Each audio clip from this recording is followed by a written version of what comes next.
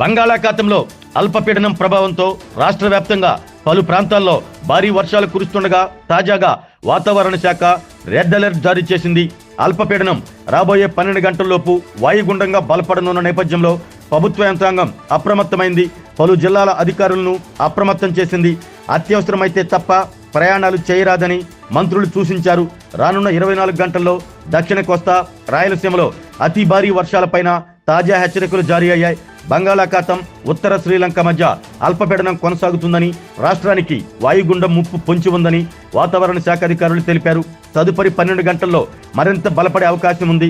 దీని ప్రభావంతో దక్షిణ కోస్తా, రాయలసీమలో అతి భారీ వర్షాల నేపథ్యంలో విపత్తుల నిర్వహణ సంస్థ అధికారులతో హోంమంత్రి అనిత ఈరోజు సమీక్ష సమావేశం నిర్వహించారు.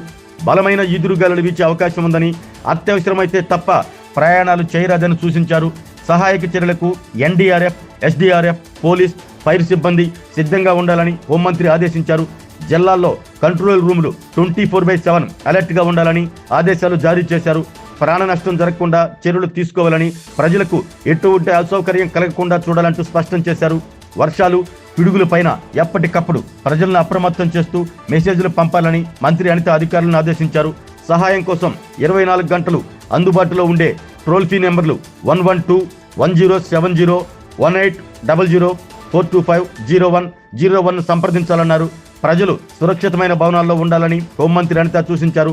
ప్రకాశం, వైఎస్ఆర్ కడప, శ్రీ పొట్టి శ్రీరాములు నెల్లూరు, అన్నమయ్య, తిరుపతి, చిత్తూరు జిల్లాలకు వాతావరణ శాఖ భారీ వర్ష సూచన చేసింది. ఇక కర్నూలు, నంద్యాల, అనంతపురం, శ్రీ సత్యసాయి జిల్లాలకు ఆరెంజ్ అలర్ట్, పల్నాడు జిల్లాకు ఎల్లో అలర్ట్ జారీ చేశారు. ఇప్పటికే నెల్లూరు, ప్రకాశం జిల్లాలతో పాటు రాయలసీమలోని పలు చోట్ల భారీ వర్షాలు కురుస్తున్నాయి. ఈ ఉదయం నుంచి నెల్లూరు, తిరుపతి, గుంటూరు జిల్లాల్లో కూడా వర్షాలు కొనసాగుతున్నాయి. రానున్న 24 గంటలు అప్రమత్తంగా ఉండాలని అధికారులను సూచించారు.